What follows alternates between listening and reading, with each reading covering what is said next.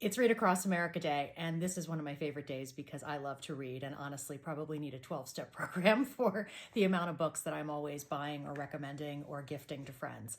But I wanted to talk to you today because, number one, I got to read to a fourth grade class this week, and I read them a book that was about little mice that go to Congress and how that whole House and Senate work. And so they were really excited about that. They had amazing questions for me. The very first question was from a little girl who wanted to know why things were so expensive. And when I pressed her and said, well, like what things? She mentioned gas and groceries. So we know these conversations are happening at home. We had another kid ask me how old you had to be to run for president.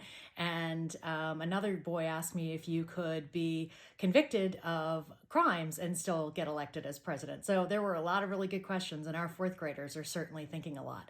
But because it's a Read Across America Day, I wanted to share some of my favorite books with you, some of the books I'm currently reading, and just some books I really love, because I think that it's a great time for us to always talk about books, but especially today. So first, a really good picture book, All Are Welcome. It's kind of a bummer that when I film these, the writing is backwards, but this is just a really, really beautiful book. It's so beautifully illustrated.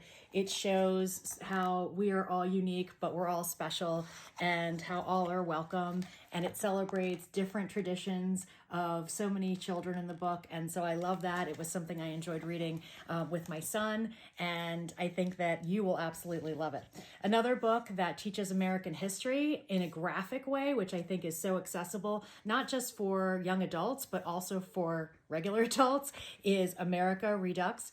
And so I think that if you check it out, you'll see that it almost looks like collages on the inside, but it's such interesting parts of history and not always told the way that you think it would be. And so I think it's a really great way to highlight voices that were sometimes left out of history so that we have a more complete picture of how the United States was created. So I love, love, love this book.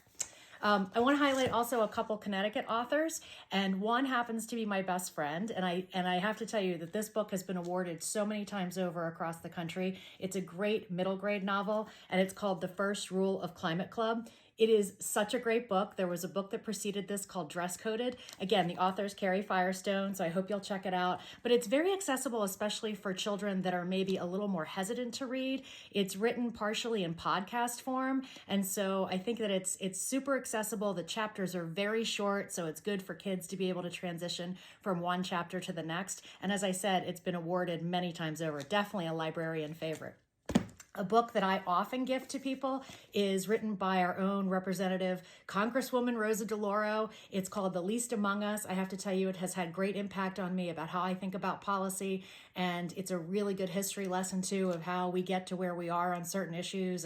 And certainly I admire Rosa DeLauro so much. So check out that book. And then a couple books that I'm reading right now, Financial Feminist. This one was a TikTok find, and she is awesome.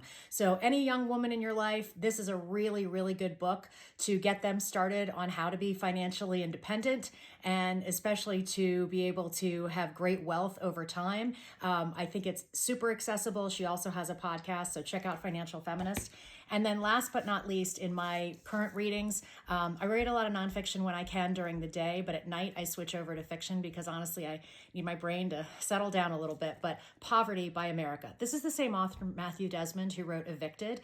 This is a critically important book. And again, it's informing a lot of my thought right now on how we're tackling homelessness, how we can tackle poverty, not only in Connecticut, but in America. And my hope is that you will check it out because it really is such a great explanation of how is it that we could spend so much money on poverty and still have so many people in poverty, and how many more people are continuing to slip in poverty. So I know this was longer than one of my normal ones, but it is Read Across America Day, and books are your friends, and they are so special. And I hope that you are taking some time to read today.